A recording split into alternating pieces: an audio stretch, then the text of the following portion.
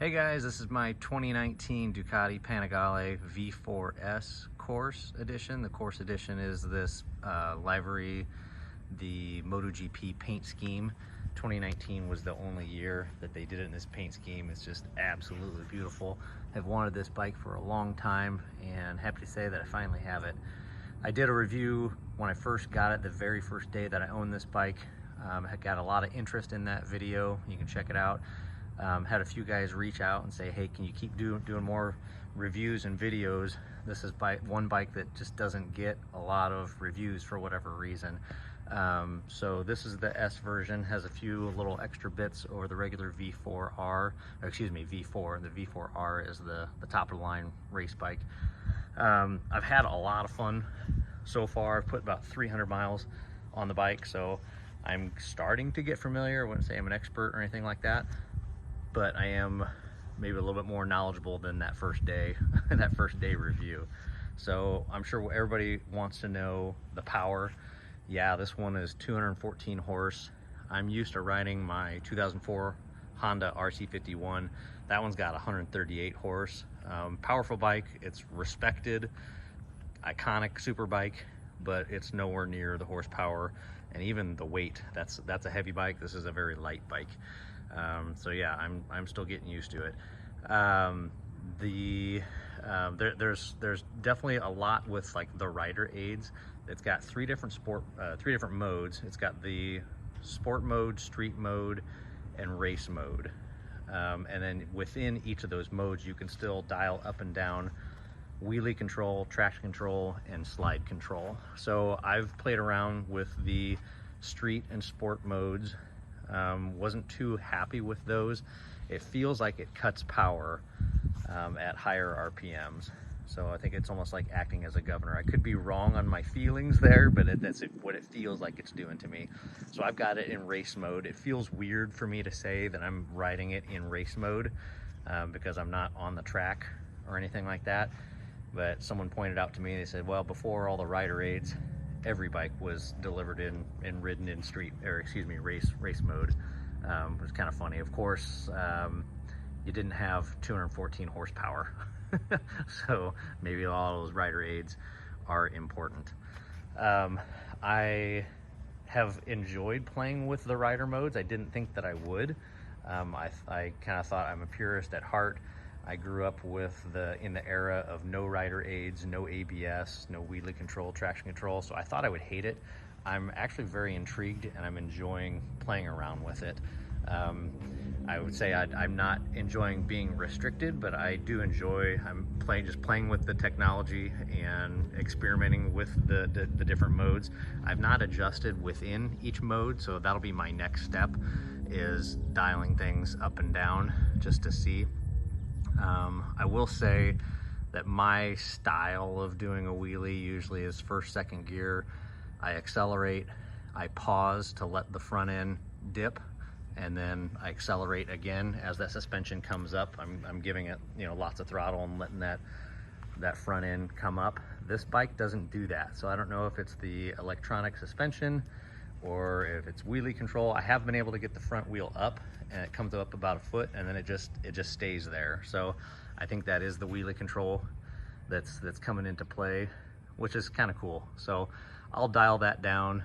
I'll play around with it. Obviously I'll be careful and not be crazy hooligan type stuff, but I am enjoying playing with it. So this bike, I was surprised. I didn't know about it, but when I'm sitting at a stoplight or a street light, stop sign, the exhaust goes from like a loud, full, booming exhaust to a very subdued, quiet noise. So I guess what's happening is there are two cylinders that shut off when you're at idle speed, when you're sitting at a stop sign or a street light or whatnot. So it's very satisfying when those two cylinders come back on. It's just an amazing noise.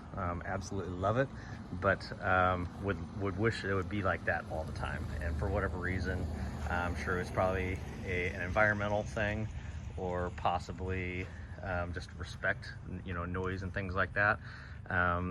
We're bike guys. We'd rather just have the full sound. So that was kind of surprising to me. I would say fuel. Everybody knows Italian bikes, they love to guzzle down the fuel, and even knowing that going into it, I was even surprised. It just seems like I take it out twice, and not even going on long runs or anything like that, just take it out a couple times and the fuel light's coming on, and I'm putting in 3 gallons, you know, just a hair over 3 gallons again, all over again. So I was very surprised, even knowing going into it that they suck down the gas. Was still surprised. The dash is telling me I'm getting 33 miles per gallon, which I guess is right. It just feels like that I'm fueling up faster, and maybe I'm just enjoying the bike, and so my rides feel like that they are shorter than what they actually are. I thought it was really cool though that, you know, my RC51 doesn't have a fuel gauge.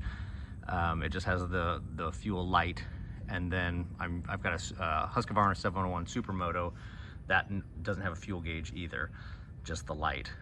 So the technology, thought it was pretty cool. When the fuel light does come on this bike, a trip starts counting how many miles since the fuel light came on, which I thought that was pretty, just pretty cool.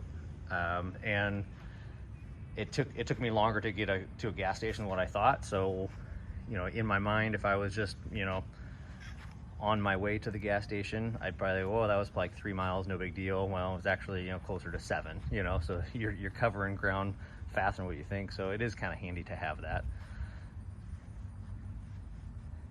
I would say the feel of the buttons was kind of surprising, and that's probably with all Ducati bikes and maybe even Italian bikes. I'm just used to Japanese bikes, but even like this, you know, toggle switch right here, it's like a slide versus, you know, you push here or you push there. You know, I've got a couple dirt bikes that have that slide. I've got a couple 4-wheelers that have that slide. So it just feels very rudimentary to me, because it reminds me of my dirt bikes and 4-wheelers and things like that. So I guess it's good to have a different feeling with a bike. It's just different. It doesn't feel right to me. So maybe I'll get used to that. Maybe I'll ride more Italian bikes. Obviously I want to keep this one longer too, but even like the blinker light, this is like super trivial, but even that is, it just feels a little bit odd, you know, compared to the Japanese bikes. So the kickstand, I hear a lot of people just hate this thing. I haven't found it to be as big of an issue. I mean, yeah, you got to look. You got to be a little bit more exact with your heel to find it, but people are making a bigger deal out of that kickstand than I think what it needs to be. Now, I would say that they are accurate with the mirrors. These mirrors, I love the integrated signals. I think it's super cool. A lot of my first bikes, they did not have that. They had the blinkers off to the side, so I love the integrated look. And I think these blinkers, the mirrors with the blinkers, they just look nice. But the mirror inside, you know, you do have a good area of coverage to see behind yourself, but the mirror itself, the glass just vibrates a ton.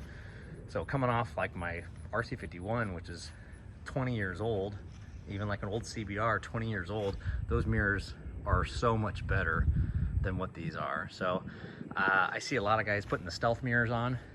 I find it a little bit annoying to take something like this with an integrated signal and then put a stealth mirror and have to relocate signals or have no single signals. I just think that's, you know, that's a shame.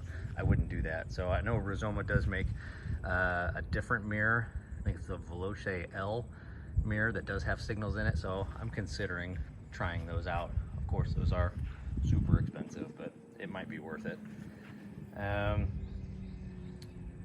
Overall, I mean, I'm super happy with this bike. It's just a lot of fun. I have not been riding my other bikes the past couple weeks, and I don't miss them, just because this bike is so much fun. You watch some of my other videos, and I'll up and down tell you that my RC51 and my 701 Supermoto are my forever bikes, and was looking for something that would intrigue me like those, and this bike is absolutely doing it. I just love it. Just looking at it, just sitting here, just sitting still, it's just fun to look at. So I will do more videos. I'll do more startup videos. I'll do more high speed, you know, pass by, and then some video vlogs, you know, from the dash. So if you have made it this far in the video, please consider subscribing so you can see more videos, trying to grow the channel and have more videos out there. So if you guys got questions, please send them my way. I do enjoy the comments, good or bad. If you got negative comments, go ahead and send them my way anyway. I enjoy the feedback. So all right, talk to you later, guys. Bye.